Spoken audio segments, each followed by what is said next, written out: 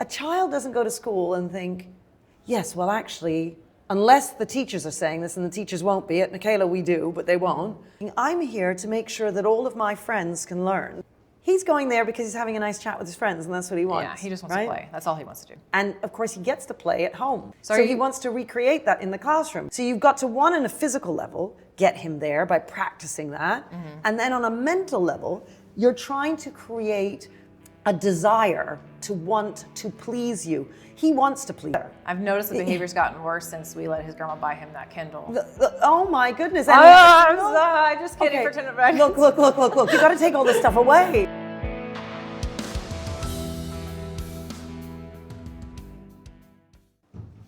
So usually I start this podcast off by saying, like, what are you smoking, Dad? My dad couldn't be here because he lives all the way in America. Yes. But I'm really excited that you are willing to join me.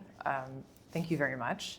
Of course. I visited the Michaela School last year. Uh-huh. Do you remember meeting me at all? Oh, now that you say that, I do remember. No. Yes. I was hoping you were going to say no, because I was so excited to meet you because I'd been listening to you for several years. I remember. And then I started crying. Yes. And it was so awkward, and you were like so nice about it, but I was like crying. I'm like, oh, why are you doing this? And I started crying. Well, you're not the first person, actually. There are a number of people. Jordan Peterson came to visit us, and he cried several times. Did he really? Mm-hmm. So, you're amongst good company. My grandmother came with me, and when we were going and we were talking to the students and walking through the hallways, and she was like, wow, this is amazing. And she's like, does this not what most schools are like? She hasn't been in a school for a while. Yes. And I said, no. A little bit of my background is I taught humanities for several years, and then I was an advanced academic specialist. I was a content specialist. So everything you're talking about when you're out there, like, I know exactly what you're talking about, and I agree with everything you're saying. Oh, well, that's very kind. Thank you. It's always great to meet fellow travelers because the stuff I'm saying, I think in the 1950s everybody thought. It's just that now it's quite radical. Yeah. Have you ever heard of Dorothy Sayers and her speech, The Lost Tools of Learning? Oh, right. No. And she talks, she gave a speech at the education symposium. And she actually says, I'm wondering what you think about this. She says,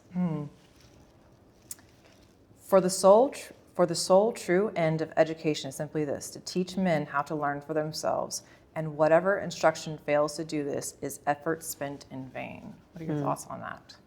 Yeah, so it's really interesting because people talk about children being able to learn on their own and being able to lead their own learning. And when they're much older, that is possible if you have taught them well in the first instance. I think people often confuse children with adults. So what I mean is, we're experts at what we do. Mm-hmm. So it's easy to collaborate with other teachers for me because, well, we're experts. Mm-hmm. But when you're not an expert, there's no point in collaborating. You need someone to teach you the stuff that you need to know. And being a critical thinker, being an independent-minded person, you cannot be independently minded about something you don't know anything about. Right. And I think we've just forgotten our roles as adults, which is to teach children, to look after them, and make sure that they're in a safe environment. When I say safe, they're not going to be bullied, they're not going to be laughed at, where they can ask questions, where you as the teacher or the parent can lead them in their learning. And that means sort of taking control and not being their friend, Yeah, when I was a teacher, one of the biggest problems I had was I love that what you say is, when we take care of the little things, we never get to the big things in regards to behavior. And I just remember how much time, I only had 50 minutes with these kids, and how much of my time was wasted just trying to redirect and control behavior all the time. Yes. And then when you talk to administration about it, I can't get this kid to stop talking, I can't get this kid to sit down, I do after school detentions, I call the parent, and you can't give them after school detention unless you call the parent and get their permission. And then they keep sending them back to the classroom. And so not only are they not learning, but nobody around them is learning. And so I think parents and people in the media think that kids are sitting in their chairs with their pencils in their hand, not ready, staring forward, la-di-da, doing all this. It's not like that at all. And in a way, teachers, I felt this way, we're fighting for our lives, and they're just trying to put this knowledge into these kids' heads. Yeah, that's because right. We know that they need it. Yeah, and it's the reason why you're in tears at the school is because you are a teacher. Yeah. And so you've seen it. I think some people just think I'm exaggerating. No. They think, oh, come on. And they imagine what school must be like. A man this morning here said to me, so can you tell me how in school they teach parliamentary democracy? And I looked at him, I said, have you been in a school recently? I mean, the kids don't even know who Hitler is. I mean, what? He said, well, what do they learn in history? I said, well, actually, if they do learn anything, they learn Hitler. But they're certainly not learning about parliamentary democracy. He wanted the history of how it's developed. And I said, look, that's really nice. Yeah. But if you want your child to know that, you're going to have to teach them yourself, you know? And that is one thing in America, I have to say. There's so much homeschooling in England that it's very, very rare. Really? And I'm always inspired by the homeschoolers in America because they've decided to take it into their own hands. And they've realized that actually if you teach your own kids, you can often do a lot better a job in the school. And I try to tell parents, if it's an option for you, homeschool them. You can do an amazing job. And Yeah. I said this in one of my podcasts with my dad, and I was like, I think people think that, well, as teachers, we come out, we have a certification that we know what we're doing. We don't. Yeah. In fact, I would agree, the certification program I went through, which was an alternative, was awful. Like, I didn't learn anything. Yes. And you can actually opt out. You don't have to be mentored by a teacher for like I think it's like 12 weeks. You can do that. Or you can be like kind of like a teacher of record, like and before you are the teacher of record, you go in and you like teach for a year, and you like they know that you're not fully certified. And they just kind of throw you in the classroom and they say, here, teach this. But what people don't understand is like, you'd think it'd be easy just to teach this content, but how to break it down, to explain it, to command a classroom, and that takes skill, and that has to be taught, and we're very rarely taught how to do that. Well, and often the certification, it tells you absolutely nothing. I mean, It doesn't, if no. anything, if you're certified, you've probably been taught all the wrong things, is what I would say. Yeah, I mean, the talk you gave, it's attention for you. I think I've listened to that thing, 30 times. I think I can quote that part where it's, hold the line. Stay with me. What we do echoes into eternity. Yeah, what we do in life echoes in eternity. Yeah. Yeah. I mean, look, the thing is that there are amazing teachers out there, and there are amazing school leaders, but they are that in spite of the fact that they work for the state, not because they work for the state. And look, the fact is when you have 30 kids in front of you, there's only so much one can do as a teacher. Yes. So if you have small children and you're meant to be teaching them how to read, in Britain, you will probably get about 2 minutes a day with each child to help him with his reading. So he's got 2 minutes of one-to-one reading instruction. Then a number of people, when I go on Twitter and I say, come on, everybody, parents, you need to be teaching your kids at home, even if they're in school, you have to teach them at home. The response is generally, that's not my job. It's not my job to teach my kid how to read. It's the job of the teacher. And I always think, okay, so in 2 minutes a day, your child is never going to learn how to read properly, especially if he's on a screen at home. And so if you don't take responsibility for this, you can blame the state when he's 18 and he's failed all his English exams. But the fact is that you're his parent. You are the one who needs to sit at home. Half an hour. Imagine if you spend half an hour.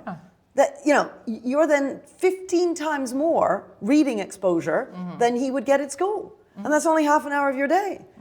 I just think parents don't understand. That's what they need to be doing. My father says something about this a lot. He says it's the school's job to educate my child, but it's our responsibility as parents to ensure that my child is well educated. And so that's kind of how like my dad used to say it. So he would supplement both my parents would. Well, you've got to. There's only so much a teacher can do. And also, there's the assumption that all schools are exactly the same. No, it's like different countries or different states oftentimes. You can, and in one district, for example, there's a district that's right down the road from me. They have, 2 or 3 of, the best schools in the state. And we also have 3 or 4 that our state TEA has taken over. Indeed. Because they're within miles of each other. And then even in the best schools, you've got different teachers. So you've got some excellent teachers, you've got some not so excellent teachers. Teaching is like any other profession. The fact is you've got good people and not so good people. And your child, if you just leave them to it and think, okay, so even if you've got the best teacher, Yeah. You've got to be supplementing. And parents don't see that as their role anymore. I think in the 1950s, that was pretty standard. Of course you were. Yeah. Kids would start school already knowing how to read. That's not the case now. There are kids here in Britain who go to school at 5 and still have not been toilet trained. Which is crazy. I was, when I was still working for my last district, I went into a high school and I was, going in, we have these, what we call them like intervention classrooms where the kids are taken an elective away and they're put into, a classroom to help with their reading. I think y'all have something similar. Yes. And I went in there and I was trying to work with these kids and I had freshmen who were reading at a 5th grade level because what happens is they fail, these our star, we call them star. Mm-hmm. That's our G. Oh, I see. Yeah. Right. And they fail those, but they pass on the report card grades. But you're probably well aware, well, maybe not in Michaela, but in America, report card grades don't actually correlate with achievement tests because, it's participation or completion or whatever. And so they push these kids on and on and on. And so my question for you on this is, do you think if a kid fails, a GSE or a star, mm-hmm. do you think they should be held back or not move forward until they pass it? Because that's showing them not proficient within that grade level. Or do you kind of side with the other viewpoint that's, well, it's harmful to hold them back, to retain them. It's bad for them, their development. What are your thoughts on that? I think we should definitely be holding back kids. I've never understood how here in Britain we just keep pushing them on. Yeah. And then at 16 when they take their GCSEs, which is their kind of high school diploma as it were, mm-hmm. They fail and everybody says, oh gosh, how could that have happened? Yeah. Well, they never met the standards of the different grades. Yeah. But not only that, you need to have an established national standard mm-hmm. for your English and your math, for instance, in grade 7, grade 8, grade 9, and so on. We don't even have that. So in France, for instance, what you're saying happens, which is that if they fail a year and there's a national standard that you failed, then they have to redo the year. Yeah. But the thing is, if they fail it twice, they're then pushed on. So they do have the opportunity once at least to retake, because otherwise you'd have 25-year-olds still in grade 7, which is a bit mad. So I kind of get it. But there's also the motivation. People don't understand that there's a motivation. If you think you're going to fail the year, mm-hmm. well, suddenly you start learning the stuff. Yeah. If there is no one, especially if you don't move on with your friends as well. Well, that's what I mean. Yeah, yeah. You want to stay with your friends. You don't want to be humiliated and so on. It's so crucial, frankly, to do that, but we don't do it. And it's not helpful to the kids who don't have families who are pushing them in the background. Because if you have a family who's pushing you, then, well, you'll never be, you would never get held back. You're never at risk of that. It's the kids who don't have families like that who need that extra motivation. And so those middle-class families you're always talking about, like the parents have the conversations, the political discussions, like I had those all the time with my dad in the car about everything. I'd ask a question. My dad was, college dropout, but he's, entrepreneur, business owner, self-educated, and we had all of these great conversations that you talk about all the time. Yes. And so what I really noticed in Michaela that I feel like is so amazing is that y'all have done things so efficiently, your processes, how you have silence in the corridors and like 4-minute, I think, changeovers, right? Yeah, less than that, yeah. You guys are squeezing every minute and you're shoving in as much knowledge as you can into their heads to basically compensate so that they can basically be on the same playing field as kids like me who didn't have to listen half the time because when I went home, I got exactly. what I you needed. Had your dad. And you have to do that or else they can't be on the same That's playing it. field. That's it. And I get really irritated when people are like getting onto Michaela about this, and I'm just kind of like, she's doing what all of you left woke people want to have happen. She's trying to get everybody the same opportunity, equitable. And like, if you really want equity, like this will be an example. I think that they just don't like how the process to get there, but this is the only way. Yeah, I also think that they don't care about having a process. What I mean is, for them, they want equity, they want equality of outcome. Yeah. They're not interested in equality of opportunity. Mm-hmm. And equality of outcome just means, well, he may have failed high school, but let's just put him in the job anyway. We'll give the businesses quotas, DEI quotas, and then we just stick them in there. And who cares if they don't have the skills and the knowledge, it'll be fine. Mm-hmm. They don't seem to realize that in order to live a life of dignity, You need to be able to read and write and add up and so on. If you go into the shop and you can't count your change, that is humiliating. And they just don't get it. They don't get that if these kids aren't taught, and it's not just taught knowledge, it's also developing the habits of mind, of able to persevere, of being kind, of being well-mannered, of thinking about other people before yourself, and so on. I think the family lunch that y'all have at Michaela, which I was amazed by. I mean, the kids were just amazing in how they were talking and asking about, Miss, like, why are you here? And it was so amazing. One of your students in the play, what do y'all call it? The play area, the rec area? What do y'all call that? The yard. The yard. They were like, I have a question, Miss. Like, is it really dangerous in America? There are guns everywhere. And I'm like, well, I mean, it just depends on the state and the city you're in. But I was so amazed at the luncheon because, you talk about a lot how the luncheon teaches soft skills, but I would also suggest that it's almost like assertiveness training. Yes. In a way, because one of the things that I noticed that what happens in workplace environments, there can be people who are the most competent, skilled, but if they are not assertive, they don't speak up, or they don't advocate for themselves, or they don't know how to communicate their wants, their needs. Yes. Those people who can do that but are not as smart are going to oftentimes get picked or surpass them. Yes. No, exactly. So These are important. soft skills that we teach them how to shake our hands, how to look at us in the eye, how to be driven. And you see that at lunch, where they're just developing the skill of being able to chat, but being able to argue their point. Yes. And being able to build the evidence to explain why it is they think what they think. All that you're saying is really makes me think of that Dorothy Sayers speech. I would really suggest you definitely have to listen or read it. It's amazing. It's really good. Everything that she's saying, I feel like it's funny. She's like, I don't think this reform will ever happen. And then I was reading it and I was like, that's a lot of the things that that's basically Michaela, basically. So it's interesting. There's a couple of questions I want to ask. I've listened to a lot of your podcasts, all the ones you've been interviewed on. And I feel like there's some questions that I specifically wanted to ask, but I don't feel like I've heard somebody ask you. Okay. One of them being, how do you keep new students at Michaela motivated to strive for excellence if they're continuing to get detention after detention? Like, at some point, don't just students give up? Because I remember watching the documentary that one child, what was his name? I don't remember. Corbin, yeah. And, he was like 7 to 8 weeks. And basically in this time, where, y'all are trying to teach him the Michaela way and basically to change behavior to better acclimate himself where learning can be at the highest impact. Yes. But, he was getting detention every day. And that's kind of how you course correct behavior. But I'm wondering, how do y'all, every child is different. So the ones who are like, I just can't and never will, I keep getting detention after detention, it's evidence that I will never do it. How do y'all counteract that? Well, one, you make them realize that detention isn't such a big deal. And it isn't a big deal at Michaela. There's so many kids in detention at the end of the day. You're just one of many. But then wouldn't that detract from the purpose of the detention? Yeah, it's interesting you asked that, but no, they still don't like getting it. They don't want detention.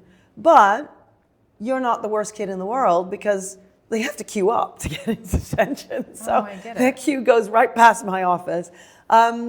And it's half an hour, you go in, you do a bit of work, you go home. So you tell them that. So what's the language sound like when you're talking to a kid? Well, when they first come to us, I myself say to them, listen, you're going to get detention. Okay. I'm not telling you might do, I'm telling you you're going to, because everybody gets detention. I'm just going to pop your bubble now, it's going to happen. So it's okay. That's it. And it's all right, it's no big deal. It's part of the learning process. Yeah, and that you'll figure it out. Also, the first couple of days, they wear a little badge that says that they're new. So it says, I'm a new kid. And then all the teachers know that, so that they'll just say, okay, that would have been a detention, that would have been a detention. So they get some warnings so they understand it. They also have a whole morning's induction where we explain to them what the rules are and what the expectations are so they know what the difference is, what behavior gets them a detention and doesn't get them a detention. But within a couple of weeks, they really are fine. But it's still hard because you can know something, but then to train your, how would you say this? Train your body to do what you know needs to be done is to break habits and form new ones. It's really hard. Well, you say that when everybody else is doing it. It's amazing how much you just conform to the group. They just end up doing what everybody else does. Because it's around them. But because that's what everyone's doing, exactly. Yeah. And that's if why no one else is talking, you're not going to talk.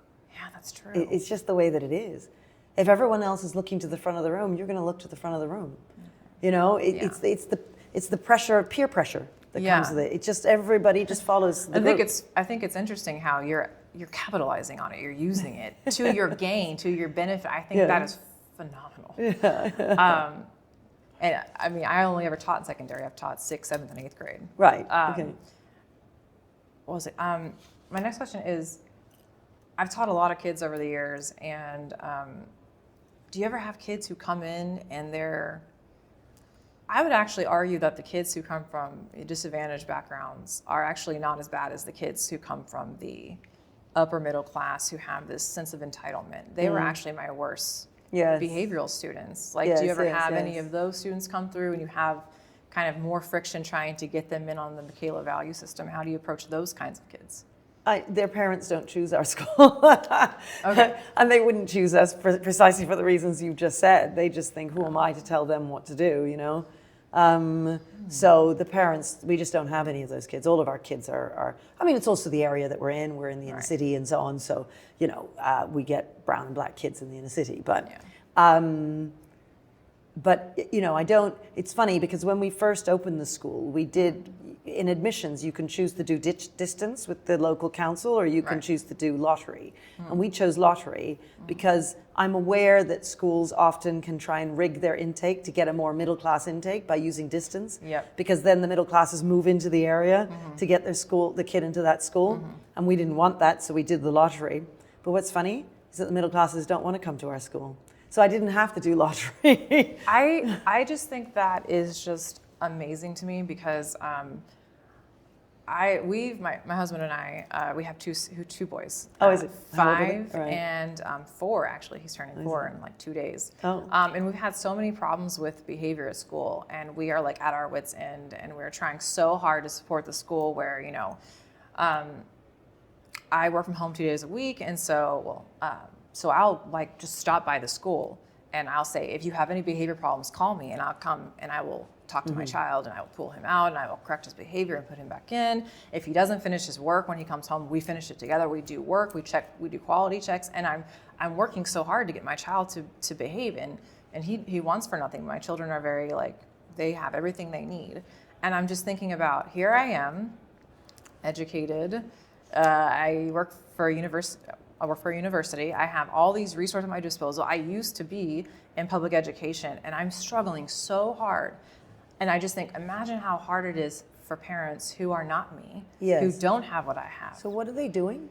What's the misbehavior like? Okay, so like basically my son is talking in the classroom, and they move his desk multiple times. They can't get him to stop talking is the main problem. We've kind of fixed and curbed a lot of the other behaviors. What were the other behaviors? Getting out of his chair a lot, or not doing his work. That was the biggest one I wanted to nip in the bud. Like, we will always do our schoolwork because we're here to learn. You have got to learn how to read. Okay, so when he's doing his work at home, are you always with him doing it? Me or my husband. Okay, so I want you to practice with him doing his work on his own. Because when he's in the classroom, nobody's sat next to him. Right. So if he's used to doing his work all the time with you, that's what he's used to. Okay. So what you need to do is start practicing and saying, okay, I want you to do some work now. I'm going to give you 2 minutes. Okay. And then leave him. Okay. And then build it to 3, and then build it to 4, until you can get up to 15 minutes of him just sitting there on his own, concentrating and working.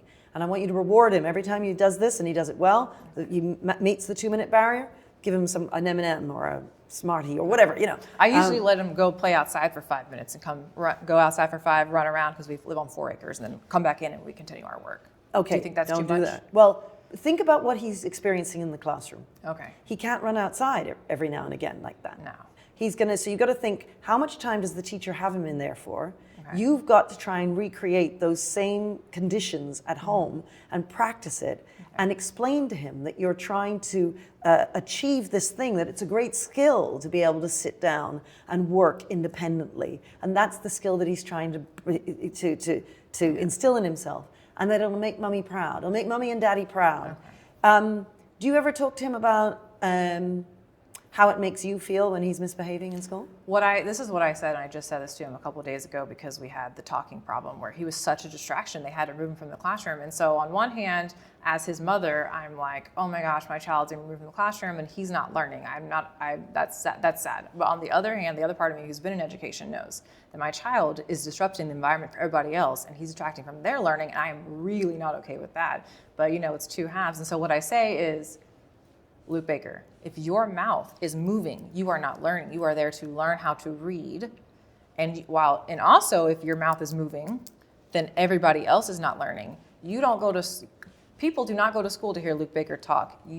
People go to school to learn from your teacher. Your teacher is in charge and you will do whatever she says to do and you will do it. How old is he again? He's 5. Okay, so a 5-year-old isn't going to understand any of that. Okay, so too much. You're telling me too much. You don't tell him any of that. What you need to say to him is, what will move him is whether or not mommy is proud of him. Okay. And whether or not mommy is embarrassed by his behavior, and whether or not shame is brought on the family when he misbehaves.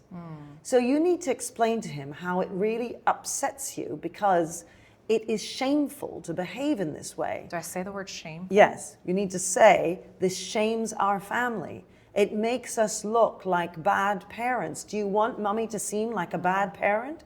Do you think I'm a bad parent? Do you love mommy? Do you want to be able to go out there and say, I'm my mommy's son and this is who I am and I'm really proud? Or do we want to be an embarrassment? That's how you need to be speaking to him. Okay. Because he's not, all that other stuff, he's not going to understand any of that. And to be honest, even if he understood it, a child doesn't go to school and think, yes, well actually, unless the teachers are saying this, and the teachers won't be, at Michaela we do, but they won't, at this school they're not going to. A child isn't going around thinking, I'm here to make sure that all of my friends can learn. Well, I also said I want him to learn too. I know, but again, it's not getting he's through. He's going there because he's having a nice chat with his friends, and that's what he wants. Yeah, he just wants to play. That's all he wants to do. Exactly. And of course, he gets to play at home. So he wants to recreate that in the classroom because he's not able to run outside. Right. So you've got to, one, on a physical level, get him there by practicing that. And then on a mental level, you're trying to create a desire to want to please you. He wants to please you. He does. He just doesn't know what pleases you. So when I say things like, when he says, I don't want to go to school, which he says that every morning now. And why doesn't he want to go to school? And mainly just because he doesn't want to do the work. Okay. Because he has to sit still and he doesn't want to do work. He wants to play. And so I say, I know, but you're going to go to school. Mommy's done it. Daddy's done it. We've all done it because we have to learn how to read. And we are going to be educated. It's the most important thing. Is that the best way for me to go about that? Okay, so he needs small rewards for learning the stuff that he needs to learn. So when I said give him an M&M, give him a sweet, whatever it is, right? Small rewards, right? Not so one big playing reward. Minecraft with Daddy when he gets home for 30 minutes is not your idea of a small reward. Your face just changed very drastically. Look how horrified she looks. Jordan, she looks horrified.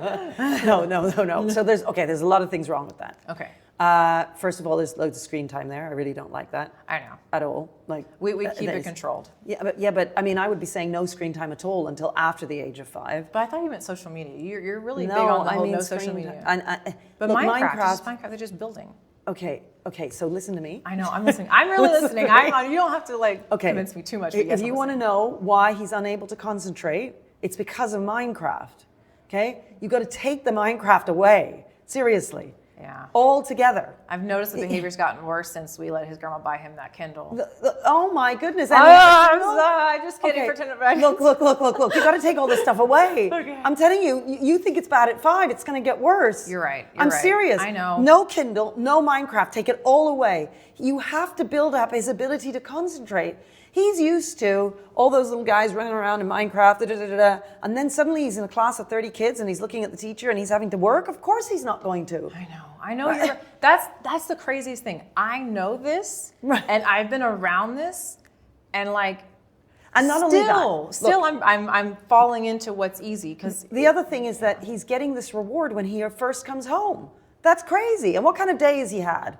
You know, he's played from 2 to 5:30, and he gets picked up and he comes home, and then he doesn't get to play it until Daddy says so. And usually, it's not until a bit later. It's not as soon as he gets home. Okay. So there's at least that. But the thing is, well, first of all, you shouldn't have any screens. Okay. But whatever reward it is that you give him, so it might be playing outside, that's once he's achieved certain milestones that you've laid out for him. Maybe it's the 4-minute mark of working on his own, or it's the 15-minute mark because you've got up to that point. Whatever it is that you want him to do.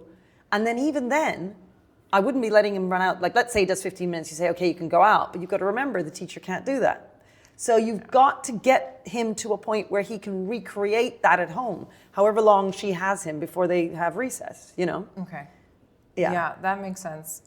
Without any screen time. I know. I'll get rid of it. I'll burn it. The problem is he's now used to it. So he's going to have withdrawal He's only symptoms. had it for a month. Okay, good. But he's used to it. Take it away.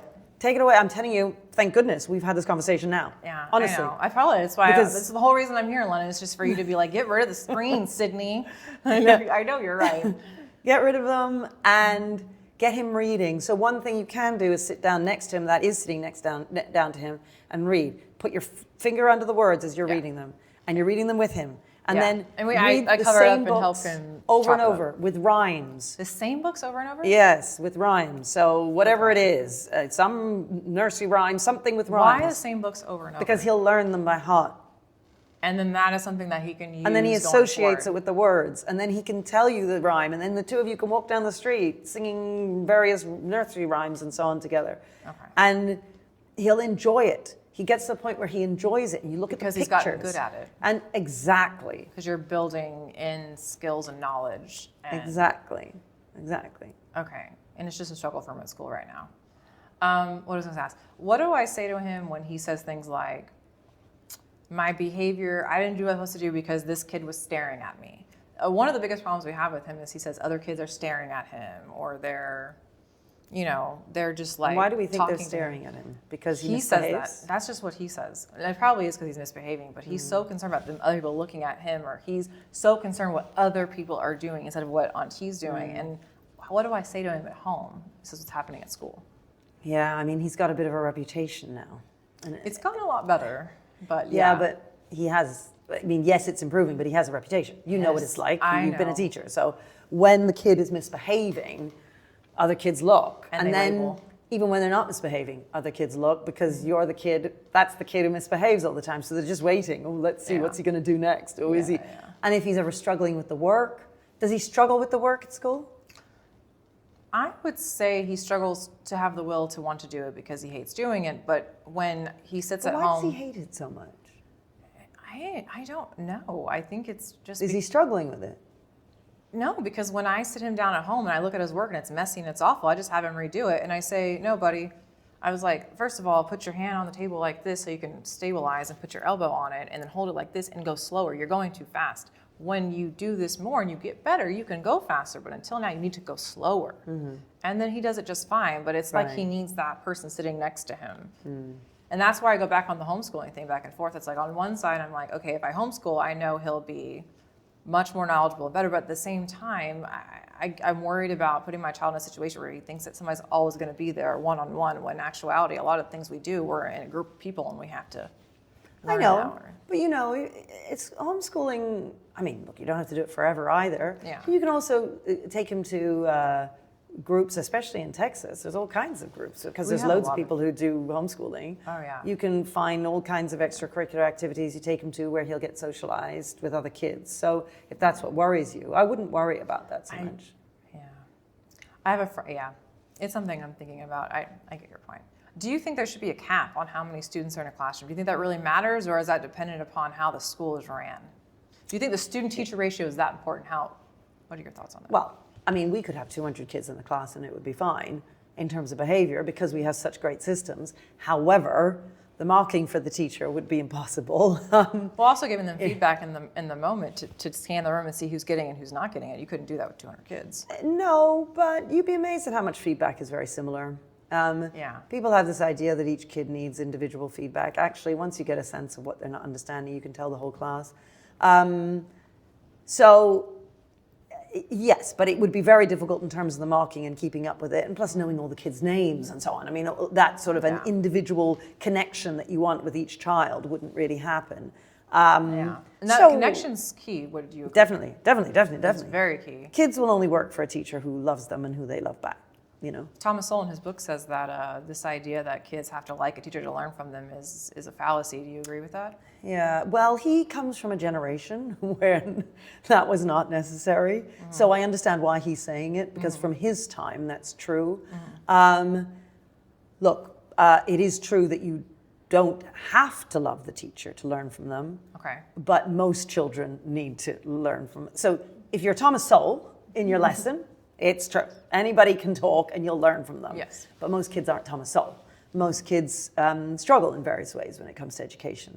And they need to be motivated not just by learning knowledge, but by the love that they have for their teacher, And Thomas Sowell just isn't like that. And also, he just comes from a totally different generation. Well, he came from the 40s, and the education they got was amazing. Yeah, it is a completely different thing. Another question I have, on the, I'm really interested in, I know that y'all have the practice books sent home and they self-quiz themselves, and you have the weekly quizzes.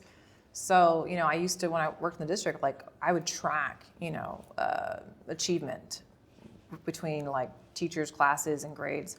So do you have some sort of centralized tracking system where you as the head or your, is it department heads? What do you call them? Yeah, heads of department. Do you have it where y'all have an Excel sheet where you guys keep track of what kids make on these quizzes to kind of see the proficiency? Do you? Yeah. So can you kind of on a more granular level explain how that system works? Well, I mean, they're quick quizzes, and you get a mark out of 10, and then you'll see. And if there's certain kids in your class that aren't doing very well over a period of time, then you might tell the head of year, who's in charge of all of the classes in grade 7 or grade 8 or grade 9 and so on. And then we get in touch with parents and say, this is a problem, etc. But they just put that in y'all's grade book. The teachers put the quiz in the grade book. Yes. And that's how you're able to look at the grades. Yeah, but that's each teacher. Individually, what I would be looking at are their assessments that happen in January and in June. So twice a year, we have big assessments that take up the whole lesson, and the teachers themselves don't know what's coming up on the assessment. So we're able to we as senior team are just able to get a snapshot of what's happening across the school, really. Okay, so you don't feel the need to track. So you don't necessarily... What do you mean by track? I just, some of our school districts have actually asked teachers to put certain grades in an Excel sheet over a 3-week period to track kids, and then also tie that grade to a standard. I don't know, do y'all call them standards in here? Yeah, although it's interesting when boards do that, because often the marks are not necessarily reliable. Yeah. The teachers just make anything up. They put something down, or what you put down is different from what so-and-so puts down. And so you're not actually getting the objective data that the board thinks that they're getting. It takes a lot of time to do what I'm talking about, too. And I don't even know if it's that effective. I don't think it is. Exactly. So we try and keep that to a minimum. Yeah, so these kids who, they take the test in January, like you're saying, and then some of them fail, how do you put them in another class to catch them up? So we have 4 classes, top, second, third, and fourth set. So you might drop a set or you might go up a set depending on how you've done in those tests. So there's an immediate reaction in the same way as we were saying that kids should fail at the end of the year. Kids are more motivated if they think that something might happen, like going up or down in terms of their lessons, in terms of their classes. I thought you said I think I read on the thing when I visited Michaela, don't talk to kids about the different tracks. No.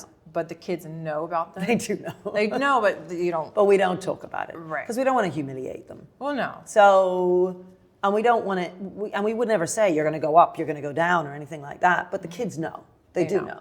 And they don't want to go down.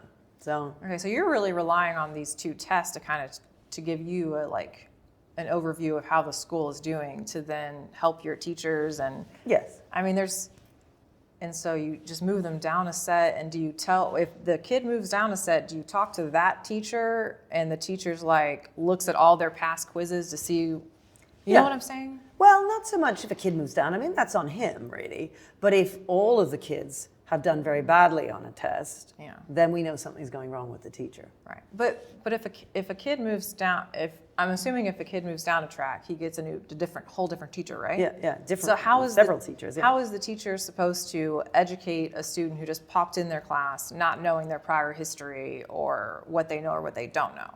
How can they just pick it up and move it? Great behavior. Yeah. Everybody's moving at the same pace Right. in the class, which I know is hard for teachers to understand because they're not used to that.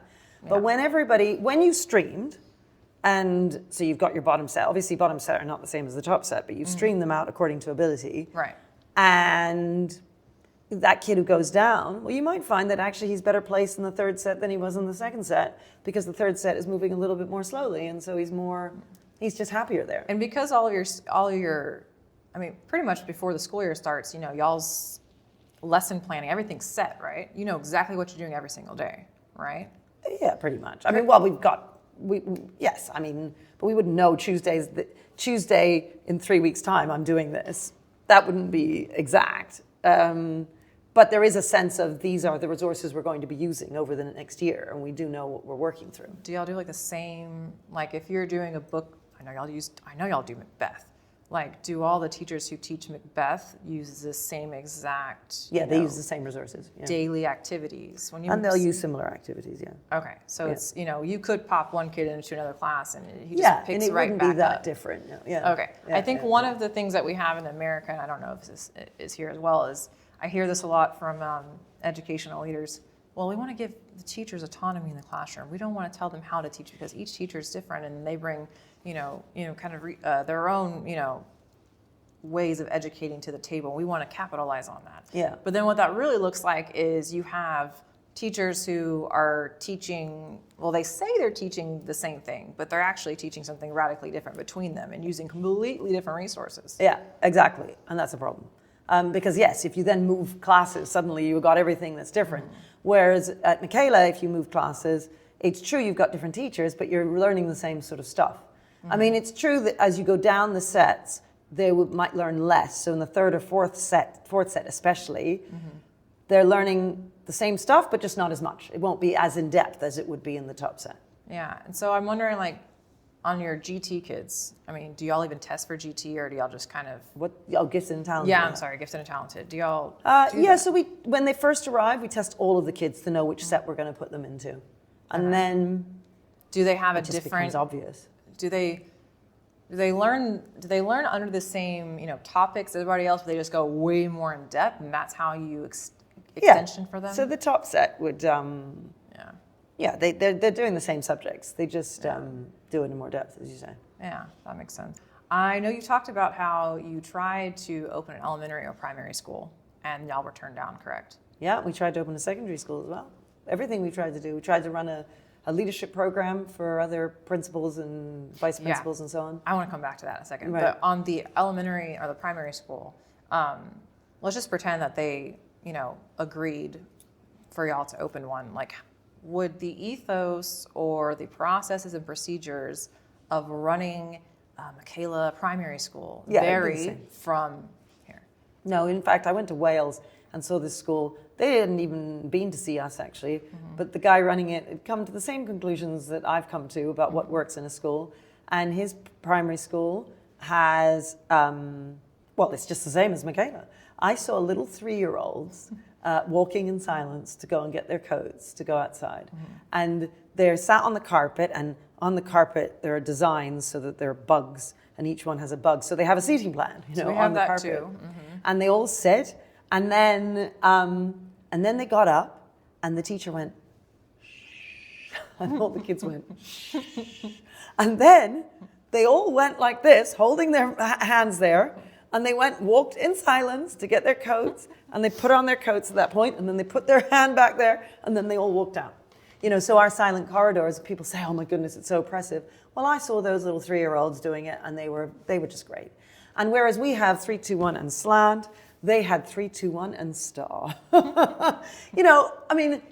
It was just wonderful. It was wonderful because people say, "Oh, you couldn't possibly do this with little children." I saw it being done in every one of their classrooms, and the school was wonderful. I mean, and the kids were they were so happy. And you would still have primary kids raising their hand every time, the same kind of thing, like teacher leads the learning from the front, and you're asking questions. I mean, like when I was in Tor and Michaela, I was like, I can't even keep up with these kids. It was Yes. question, hand, talk, let's go. Yes. So you're saying you could do the same thing? Yeah, I saw it happening in the school in Wales. I mean, they were probably slower than we are, but I mean, they are younger. Oh, yeah, so obviously you adapt, but they were sat around on the carpet and the teacher was asking questions and the kids were putting their hands. I mean, it was the same. Yeah. It was the same. So you're saying leadership, educational leadership. Have you ever thought about joining up with Peterson Academy and doing a series on that? Yeah, I to be honest, I don't know much about Peterson Academy and what they get up to. Isn't it more university It's level? more for basically, taking all these classes you take in like an undergraduate for Yes. I think it was like $500 for me to enroll. Oh, I just do it for just to gain more knowledge. But I could really see somebody like you creating, instead of, me going through an alternative certification program, you creating a Michaela one for teachers. Wouldn't that be amazing? Yeah, I never thought about it. And, one of the critiques you said to Jordan Peterson, which I completely agree with, I saw that podcast too. You don't talk enough about education. And I get really irritated because when people talk about education, it's all about, and the things they're talking about, yes, it's a problem, kind of the identity issues with wearing the ears in the schools and pretending that they're a different Snow animal leopards, and all kinds of stuff. But the issues that and a lot of the other issues we're having issues with is not having not turning up, being rude to the teacher. No, exactly. It's so interesting when you say that because the right in America, in Britain, same thing. They get involved and upset about education when kids are turning up as snow leopards and when they're being persuaded that they're in the wrong gender or decolonization and white kids being told that they're racist and so on and so forth.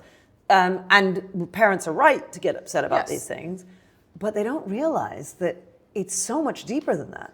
I just wanted the kids' mouths to close and them to face forward. Exactly. They don't realize that, and it's because of that, having been a problem for so long, that those other cultural issues now have taken over. And parents just don't understand how they're all connected. Yeah. And then also, in the schools, if you send kids to ISS, which is our in-school suspension or out-of-school suspension or alternative, the incentives for the principals or the APs to give them that is to not. Yeah. It's to not hold them to account, to not hold the line with them because those numbers make them look bad. Exactly. And so, yes, there's the systems that are also make them look bad, but it's also the case that educators, school leaders are scared of parents.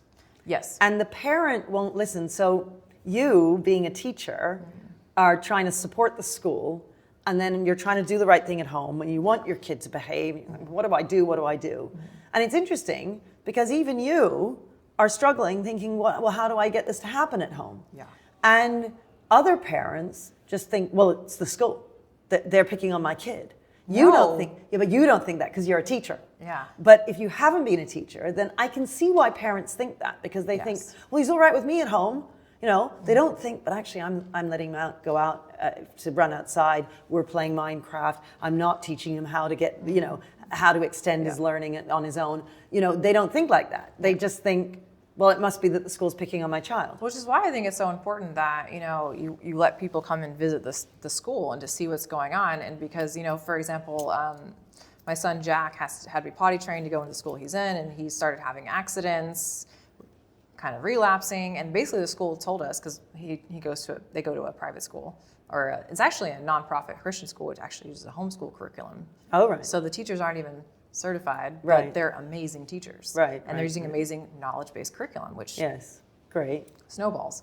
But they basically said, either he's going to be kicked out or you have to come change him because we cannot take time away to change your son. And so that is why that school works. And versus the public school, they would just deal with it. They just were like, well, they wouldn't kick my child out. Like that would not be a discussion that they would have with me. No, that's true. Well, they can't. That's why. So. Yeah, but the private school can. Yes. And so it basically what it made me and my husband do was like, and the rest of the family was get into gear to correct the behavior and to get him figured out, because like we were incentivized to do it. Obviously, we want to be potty trained, but you know what I mean. Yes. It's not like the public schools. The parents are not incentivized to be held to account. No. And so in your chapter, when you're writing in the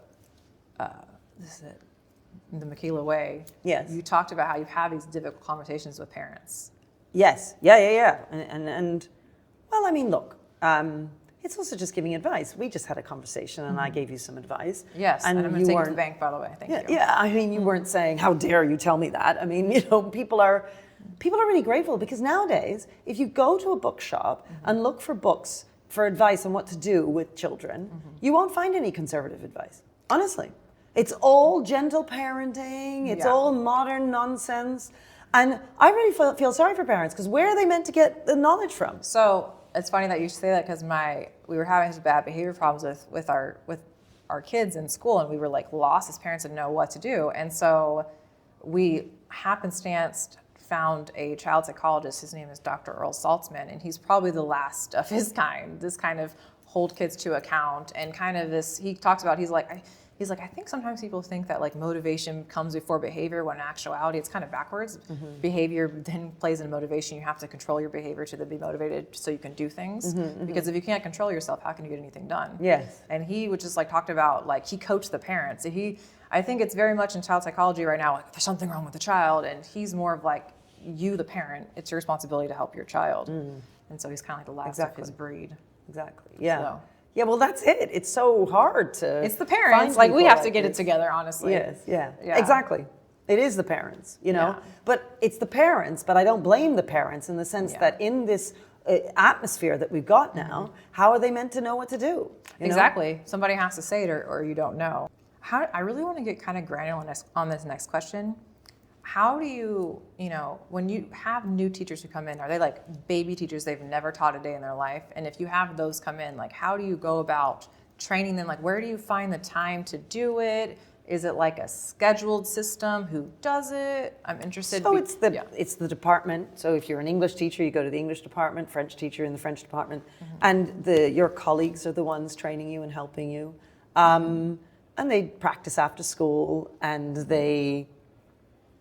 I've got a lot of staff, so lots of different people are helping out. I have a head of newbies that she's in charge of the new staff. Does she teach at all, or does she just? Yeah, she also teaches, yeah. So does she get periods off to help train? Yeah, she'll have some more time to do that. And then I also spend a lot of time with staff. They get there, at first, obviously they're in lessons making mistakes, but they're still fine. They're still good. They're just not Michaela, Yeah. Eventually we get them to be Michaela. Do you just like give them, here's the lesson, this is what you're going to teach today? And we'll help them plan it. So they have some sense of how they should go through the lesson. How granular do you guys get on your lesson planning?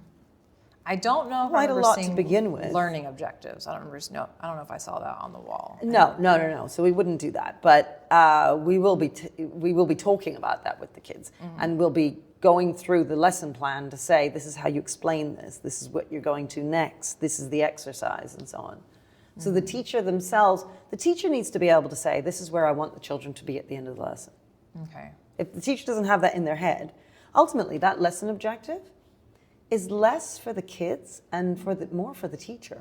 Well, in where I came from, it was such a big deal to put the I do, or the I do, you do, we do. Yeah. Or I do, we do, you do. Well, that's because at a institutional level, the school is trying to hold the teachers to account for thinking through what do they want the lesson to be teaching the kids. Yeah. If you have to fill out those I do, you do, we do, etc., it's forcing you as a teacher to think, well, what is it that I want them to know? Right? Yeah. You'd be amazed otherwise at the number of teachers who just wander into a lesson and like, well, where were we yesterday? Let's just keep going. I'm not amazed. I've seen it happen before. Actually, I have professors who've done it to me before who just like, here, read this article. Let's talk about it in group over here. Exactly. And I'm just like, okay, lots of learning happening right here. Yeah. I wanted to ask on... Well, there'll be some learning, just to say. It's just that it won't be planned learning. Yes. It won't be thought out. It won't be part of a schema in the professor's head where he's thinking, I want us to do this and explore these ideas because tomorrow I have planned for us to do this. And then next week we're going to move to this. And that's all building towards my finale in 6 weeks' time. But as teachers, we are not taught how to do what you've just said. We are not taught how to do that. Yes. It wasn't until I honestly became like a specialist where I kind of learned how to do that because we are not taught to do that kind of stuff, to think ahead and to plan it. One of the things y'all talk about at Michaela is that, you guys are always, like, if something happens, like if a process needs to be tweaked or fixed, or like if the kids find a loophole and you got to like adjust, how do you make these minute changes or just changes in general and have it to where your whole staff like does it? Yeah, so I spend a lot of time with the staff. Monday morning, I see them for 20 minutes. Wednesday afternoon for an hour and a half with all of the staff. Thursday afternoon for an hour and a half just with my newbies. Those are my new teachers, and I see them for a whole year. And then they stop coming the next year. I do the next lot. And that's me spending a lot of time with all of the staff to get them on board. Now, then I also, every week, I meet all my heads of year. So I have a head of grade 8, grade 9, grade 10, each one separately for about 45 minutes. What is your focus usually on those? Well, they'll come to me with things, I'm dealing with this kid, I don't know what to do with this, what do you think about that, etc. Then together, once a week, I see my heads of year. Okay. Same thing goes for my heads of department. I see them once a week individually, and I see them together once a week. So that's my middle management. I see my senior team every morning at 7 o'clock. So like an hour? For 45 minutes or so. And that's every day. So I'm everywhere in terms of management. And then within the day around all of that, I've got various different meetings being booked with different teachers. And so, like, you'll meet with them during their off period, basically. Yeah. And it's So I'll say to my PA in the morning, I need to see so-and-so and so-and-so and so-and-so. And she'll say, oh, so-and-so's contacted saying we want to meet you, and so-and-so said they want to meet you, and she's then booking them in. So it almost sounds like you build your day around the teachers bring to you the problems, and you help to facilitate resources or to educate. Ideas. Yeah, mainly ideas. I'm making judgment calls all the time. Yeah, so it's not, so I would say that that's not how it is in the public schools that I've been in. It's more of like the principals have a weekly meeting with their, I guess, department heads, and they're, saying, this is what the superintendent has told us. This is what needs to be done. I don't think I've ever been in a meeting where the meeting is just, what are the problems you're having so we can meet about it too. It's very much what you're talking about is more of kind of like a project manager meeting with their people who are working on a project to see where they're at, see what's happening, and just like, how can I help? That's kind of what you're doing, essentially. Yeah. Well, so one of the big differences, I think, between Michaela and elsewhere is that we have real conversations. I mean, I sometimes try and explain to my senior team because they've sort of grown up at Michaela, and I've had them since they were 23, 24, and then they get older, and I try and explain to them. They say, oh, at another school the behavior would be bad, or, the teaching would be different. And I say, yeah, but the biggest difference is that we have real conversations. And they don't understand what I mean because they don't know what it is to not have real conversations, An example I have is that basically you go into these meetings and like you have to listen and you can't say what you really want to say or what you're really dealing with because then you get shamed because, oh, it's not the child. It's not the child's fault. It's like you just got to figure out what they need and do an individualized plan to help them, which you don't have time to do. And then also half the time the principals have knowledge or know something that they will not share with us or cannot because they've been told by their higher ups that they cannot tell us information coming down the pipeline. It's kind of like Oz behind the curtain thing. We're not allowed to know stuff. Yeah, so the Oz behind the curtain thing has always been something I've never liked. I'm very much, I'm open with the staff. Is there anything you wouldn't tell them? Obviously, individual issues with different members of staff I wouldn't be sharing with other people. That makes sense. Because that would be rude. But But no, I don't know. My staff know what's going on. I mean, I'm here at ARC now at this conference with 5 of my staff. The rest of the staff all know we're here. We'll take a photo in front of our stall later and we'll post it on the Michaela WhatsApp so everybody can see that we're here together. No, we're all kind of like a big family. Yeah, it seems like y'all are just very, like, it's, y'all are in the thick of things together. Yeah. And that is the thing. And it feels very hierarchical in public education where I'm from. Right. And yeah, you don't feel comfortable like airing what you feel is dirty laundry. So I would say we are hierarchical in that everybody knows that I'm the boss, but they have a relationship with the boss. Okay. So they can come they'll talk to me. My door is open, genuinely open, and they're always in and out of my office all the time. And my PA said to me, actually, she said, oh, it's really interesting because the other schools where she's worked, being a PA for the head, you have to, she said you'd have to book in a 20-minute or 30-minute break between meetings for the next member of staff because the head wants to prepare for what's coming. That is a thing. And I don't really understand that. People are just waltzing in. They waltz in the middle. I'm with one member of staff. Somebody walks in and says, Katharine, I just have one quick question. Is it all right? Yeah.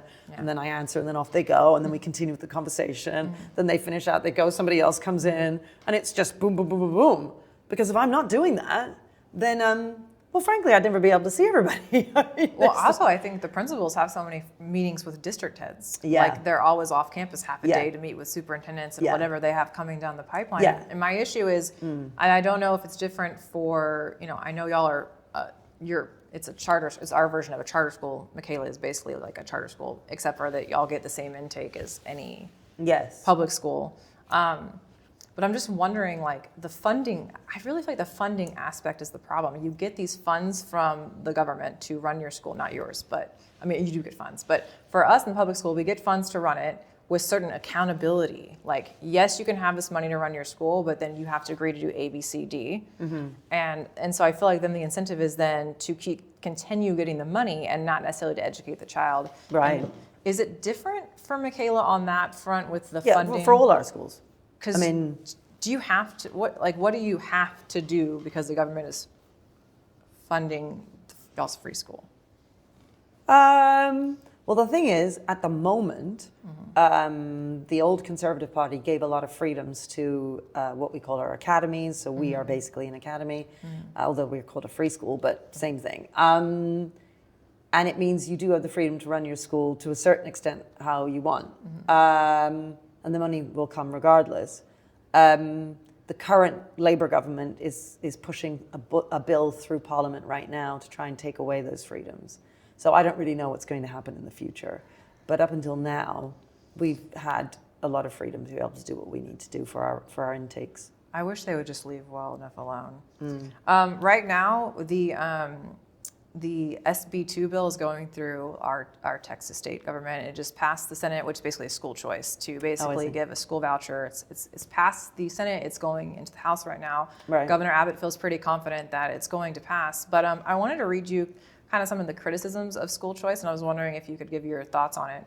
So, there's this big Facebook post, and it compares and contrasts the difference between public and the school vouchers. That's like no transportation provided to the school. That's why I say we should just not do school choice because there's no transportation provided to the school. I know, well, people don't, look, from their point of view, what often parents don't realize is that with freedom comes responsibility. Yeah. And with responsibility comes accountability. But if everything is always done for you, then there's no accountability, and your kid's going off to some school, you have no idea what they're learning, whether they're learning anything, who they're meeting, what's going on, and you just sort of leave it. Unfortunately, I think there are far too many parents who are quite happy with that. As long as, well, look, I'd far prefer to have a bus take them. I don't want to take them to school myself. I don't want to sort it out.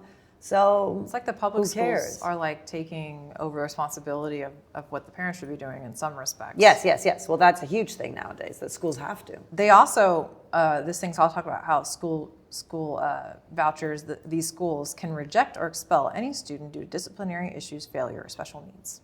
That's one of their criticisms. Right.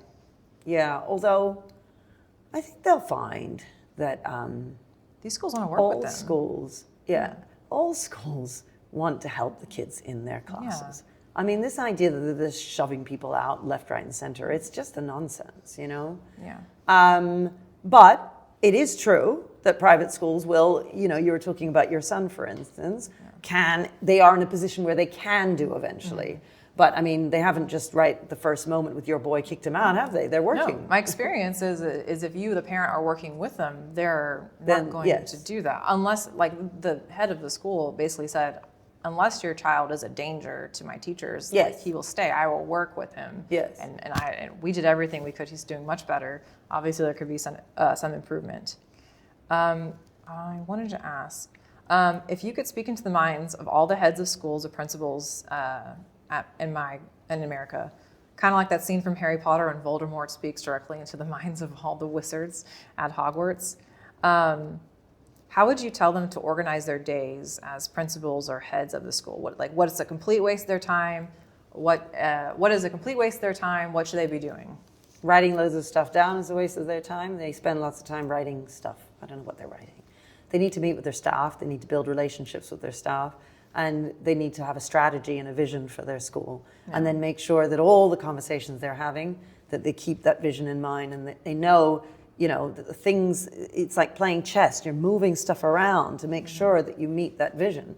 That's what they need to do. And then, look, I would whisper in their ears, make sure you turn all your desks in rows. I would say, make sure your teachers are an authority in the classroom and you always back your teachers. I would say, we call them visualizers, but I think you call them doc cams. Document cameras, in every single classroom, they need to be using those. I would say have a quiz for every subject every week, but it needs to be short, that the kids do, 10 questions, boom, boom, boom, boom, boom, quickly.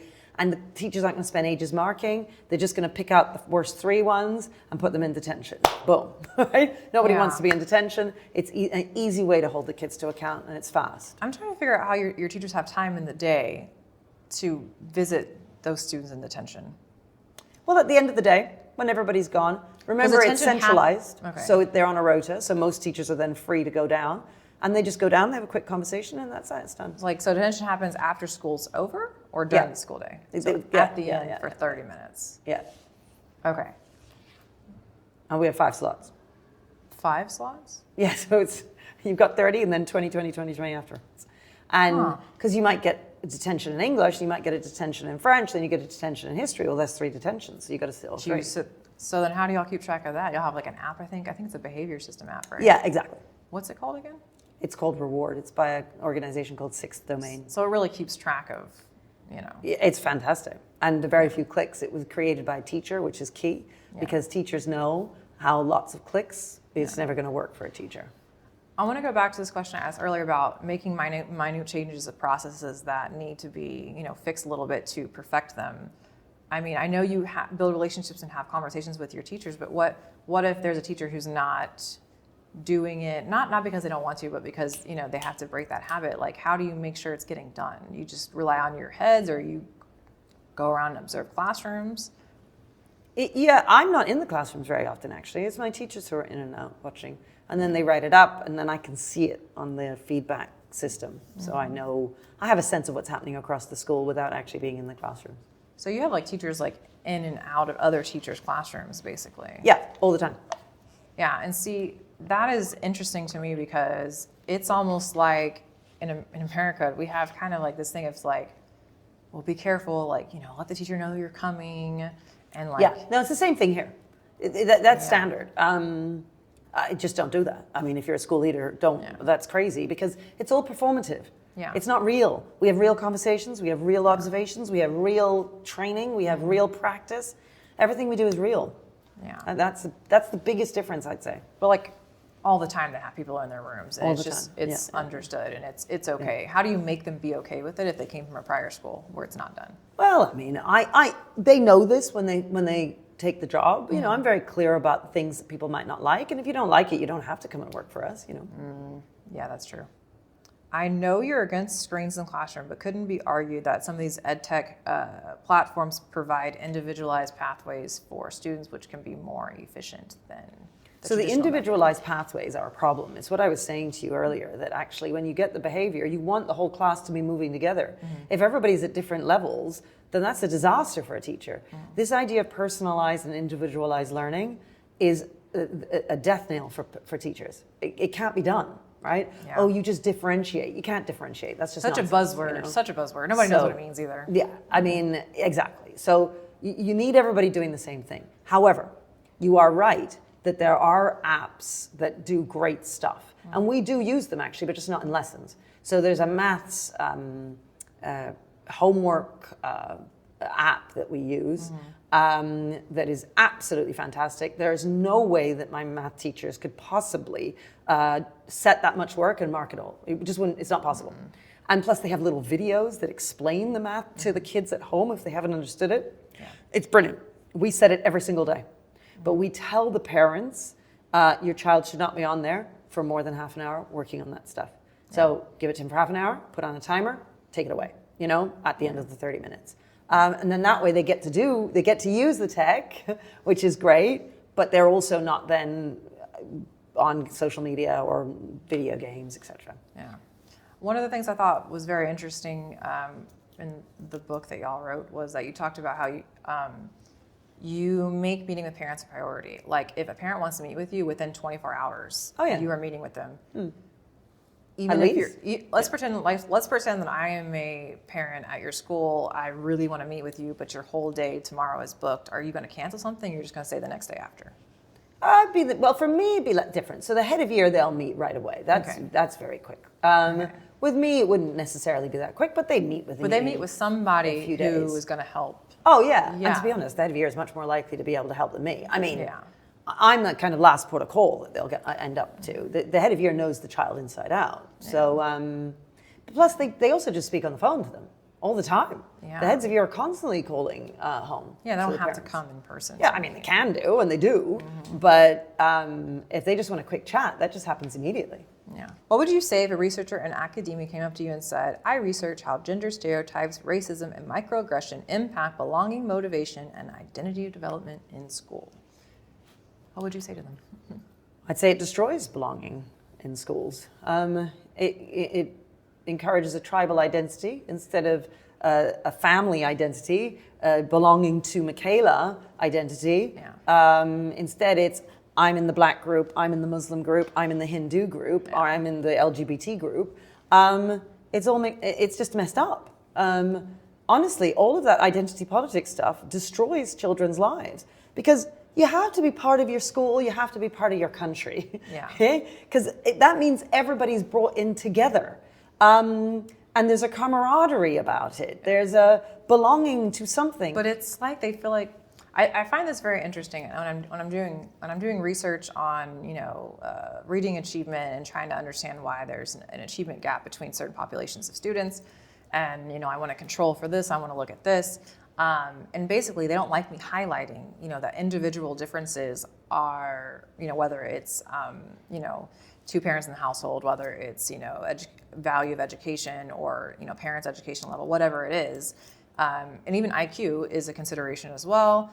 Although IQ, you don't have to have a high IQ in order to learn. I mean, you might need more repetition, but that's besides the point. But I try to highlight this. I'm like, this is really the reason why there's a gap. And it's like, they don't want to talk about that. But however, they do want to highlight the individual differences in regards to the culture aspect. Like we have to highlight that you're black, you're white, you're Asian, but we can't talk about it that other parts of individual differences is why we have achievement gaps. You get what I'm saying? I just like lizard eating its own tail. I don't understand this. It is. Well, I mean, it's mad. It's because they just see what they see on the surface.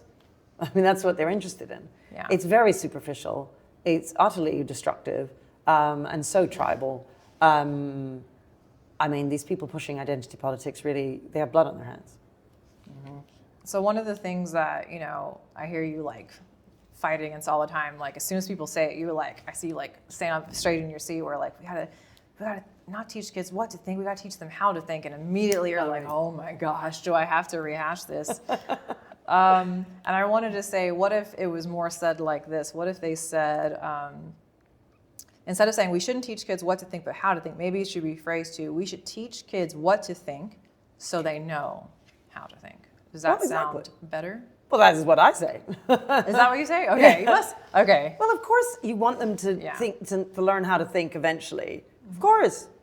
But if you don't give them stuff to think about, How are they going to know how to think? Well, if you think about just having how to learn how to read, you have to learn the letters and the sounds, Exactly. and then how to put the sounds together, and then fluency, and then practice, and then didactic teaching. You got to do that, and I'm just you don't just learn how to read, boom, by magic. It doesn't happen. Yeah. You build up to it. That's exactly right. Well, I really want to say I really appreciate you willing to meet with me and let me interview you. I mean, I think you and Dr. Peterson are like probably my heroes, and like have really impacted where I've gone. And I said in some of these classes in my PhD, we're talking about racism and segregation of schools, and I'm like, this is not, if we're trying to impact educational outcomes, this is really not what we should be talking about. And I feel I feel like you sometimes when I sit in these classrooms and talk about curriculum, and I'm like, yeah, we really needed like a cultural literacy, a knowledge-based curriculum, and I just feel like I'm screaming into the void, and I'm like, man, this is probably what Katharine Birbalsingh feels like all the time,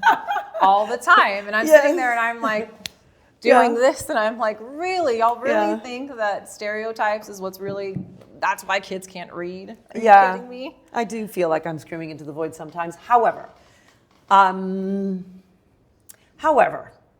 every now and again I get to meet somebody like you. And it's thrilling, that you came to the school and that you cried and that you were really moved. So embarrassing. I'm really sorry. No, and that now you're interviewing me. And, a young man came up to me at the conference here at ARC today, and he said, I want to let you know that my mom in Georgia, she's an elementary school teacher and you're her hero. Yeah. And she's read all your books and she loves everything you say. Yeah. And you make such a difference to her. And I just thought, isn't that amazing that this young man has come all the way across the Atlantic to tell me about a mom who I'll never meet her, But it's a wonderful thing to be able to make a difference to people's lives. Well, I can tell you fundamentally changed our parenting. I remember when I heard your speech, hold the line, like I say myself that all the time, hold the line. Like we love our child, but we have to hold the line with our kids, and it's just so important, I think. And one last thing. I remember I asked you at the end of the Michaela visit, I said, what should I research? What can I do to help? And you were very honest with me. I thought about it for a long time after you told me. You're honest, but it was I was kind of sad at the same time. But basically what you said is I found that those people that you want to research and promote and get them on board, it's not going to happen. And that's why you're basically, I'm just going on podcasts and interviews. I'm just trying to spread the word as much as possible to change the culture in that way. And I thought about what you said, and the more I'm sitting in some of these classrooms and I'm going to these research conferences with education, I'm realizing you're probably right, that you got to change the hearts and minds of parents, not necessarily Well, I'm also trying to change the hearts and minds of teachers. Yes, but we just got to try and... But not the system necessarily, because they're not going to listen to us. No, they're not. But anyways, so thank you so much, Katharine Birbalsingh, for joining today. Thank you. Thank you for having me.